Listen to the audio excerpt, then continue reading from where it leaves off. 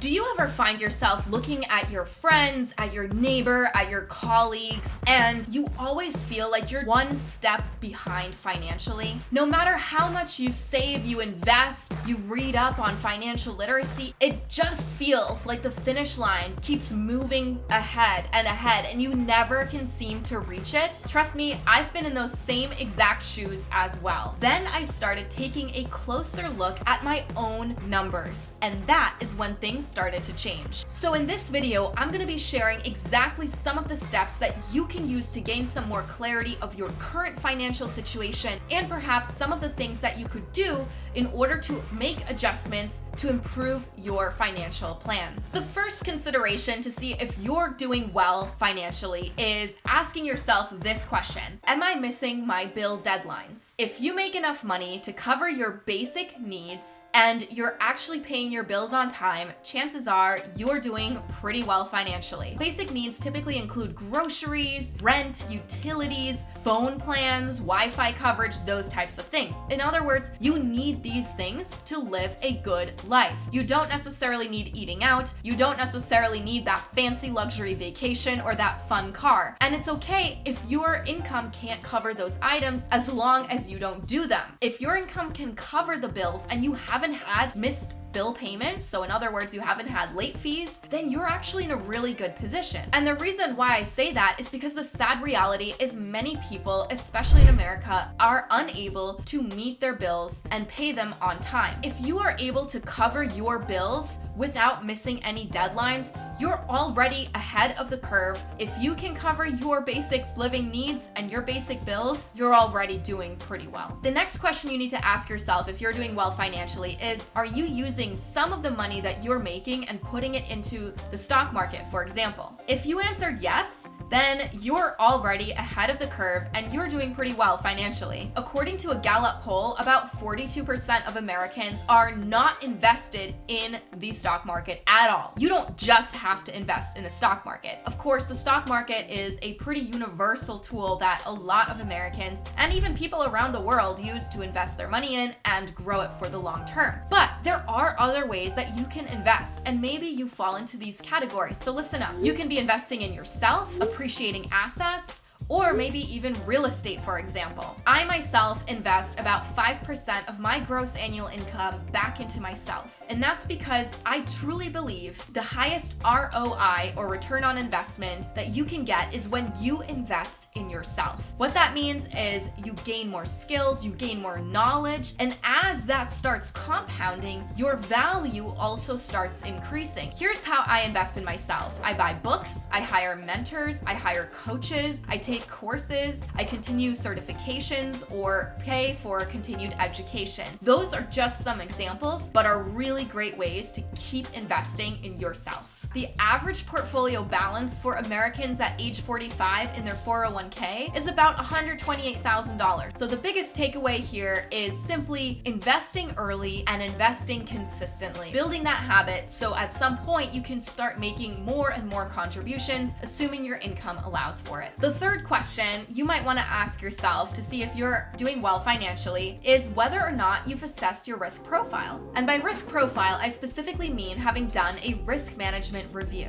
Risk management has anything to do with areas in your overall financial plan that could leave your plan open to failure. Here are some examples of risk management reviews. Number one, do you have the necessary life insurance in place? You might not need it, but at least ask yourself that question. Number two, do you have disability insurance in place? Number three, have you considered long-term care insurance? Number four, have you talked about health insurance needs? Do you have that covered? Number five is homeowners insurance. If you own a home, that's probably something you want to tack on, and so on and so forth. I know a lot of people don't like the topic of insurance, but believe it or not, it's important to have, especially if you have a family, if you're the main breadwinner, if you have kids, if you have a lot of debt, and maybe you have a spouse or even older parents depending on you for your income. If your income went away, then that would be a pretty bad situation situation for your family and your loved ones. So it's important to make sure you look at the many pieces holistically to make sure you and your loved ones are in a good situation, which is why we would want to take a look at your risk profile. To be very honest, a lot of people, when they hear risk management, they think about life insurance. And honestly, life insurance is very important to have. Again, if you are the main breadwinner, if you have a lot of debt, if you have kids, those are just some examples of when life insurance should be a pretty important topic on your mind. Now, there are many different types of life insurance out there. There's whole life, there's universal life, there's variable life, for example. And then there's term life. Term life is a totally different life insurance component in and of itself. So basically, term life, like the name says, lasts for a particular term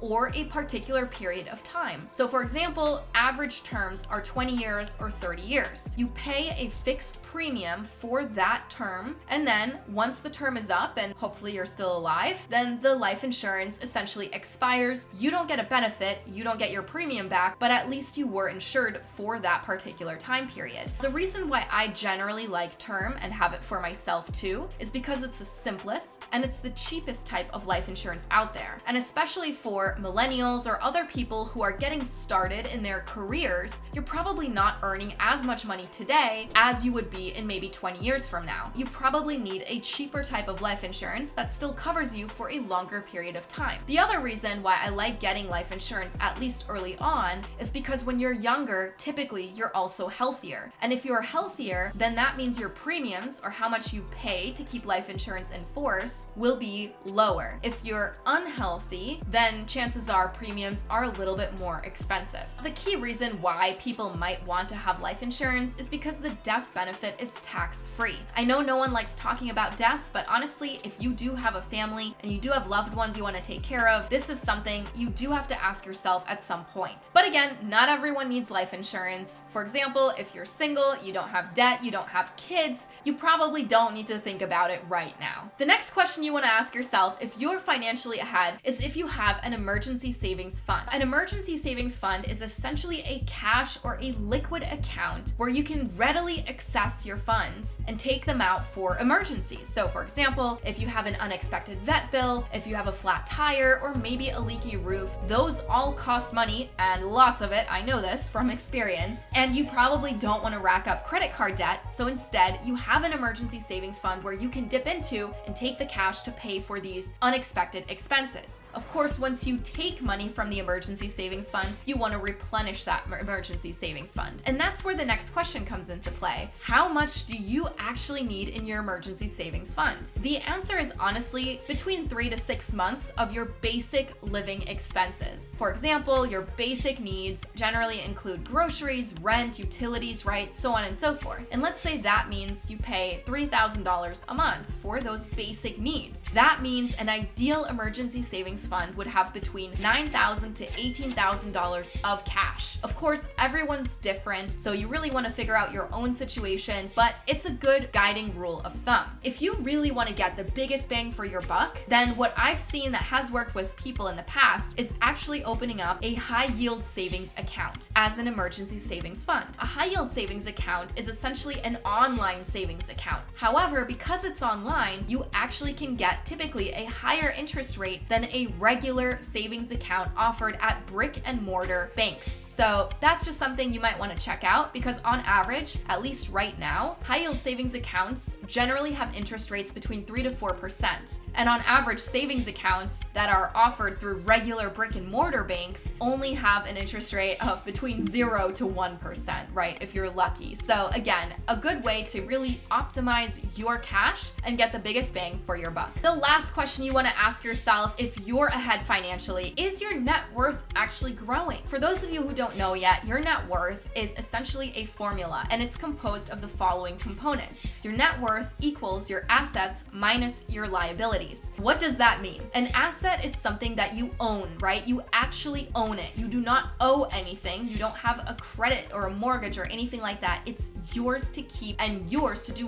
whatever you want with it. A liability is something that you owe. So for example, if you have a house and the house is worth $300,000 and $200,000 of that 300,000 is actually a mortgage, then you have a liability of 200,000 and you have an asset, or you own 100,000. It's called actually equity. So you have equity 100,000 and then you have $200,000 liability. There are typically three types of net worth. There is a negative net worth, which means you owe more than what you own. Then there's a zero net worth, which means your assets and your liabilities are literally balanced out. The scale is even. And then there is a positive net worth, which means you own more than what you owe. A negative net worth is typically common for those of us who are just starting out in our careers. Maybe we have a lot of student debt. Maybe we have a mortgage that we just bought a house on. Maybe we have car debt or what have you. It's not necessarily awful. However, if the majority of your negative net worth is simply credit card debt, which is very high interest, that's probably something you want to start chipping away at as soon as you can. The key point to see if you're doing well financially, though, is are you adding to your net worth? In other words, is your net worth growing? So for example, let's say you have a negative net worth. The question here should be, is your negative net worth getting smaller, so it's getting closer to zero and then ultimately growing positive, or is your negative net worth getting bigger? In other words, you're adding more negative liabilities to it. If the answer is you're making it more negative, that's not good. But if the answer is yes, it's negative, but it's actually shrinking the amount of things that you owe, that's actually a good thing. You're working in the right direction. And that really drives down to the key of building wealth over the long term. It's don't compare yourself to others. Focus on your own progress. Compare yourself to what you did yesterday or last month or even last year. As long as you've seen some sort of progress in the questions that we just asked, that means you're financially well ahead of the curve, which is exactly what we want. Of course, there are probably adjustments and tweaks that you can make to your current situation, but as long as you keep moving in that right general direction, chances are you're probably gonna do pretty well. And one thing I really want to make sure I stress is don't forget to celebrate the small wins. We get so caught up in trying to do better, in trying to save more, trying to invest more, trying to build a better net worth, that we forget to celebrate the small victories. It doesn't have to be a lavish celebration, but make sure you take it in to appreciate all the work that you've put into it so far. Now, do you really want to fast track your wealth and use some of the best kept secrets that the top 1% use? Then you might want to actually join my Wealth Suite community. In this community, we hold weekly calls and I share some of the best strategies and tips and tricks that I've learned in my 7 years of working with 453 millionaires, and how you can use those too to grow your wealth and really build the life that you've always wanted. You can always fast track your way to wealth by adding more income to your overall situation. If you're ready to start, check out this video right here where I detail some of the best side hustles that you can start as soon as today and start making thousands of dollars in passive income per month.